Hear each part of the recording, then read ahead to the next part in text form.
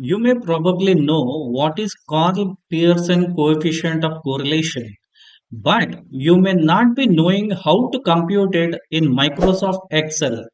In this video, we are going to understand how to compute Karl Pearson coefficient of correlation in Excel. Here is a hypothetical data on which I am going to show you how to calculate correlation. All you have to do is go to formulas, click more functions, come to statistical and scroll down and click on correl.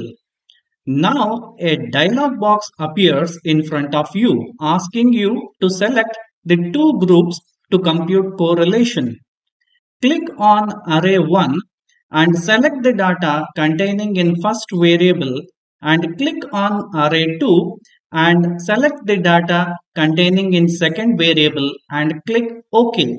That's it. You got the coefficient of correlation. 0.99 signifies that the variables are very strongly related to each other. I hope you understand the concept. Meet you in the next video. Bye bye.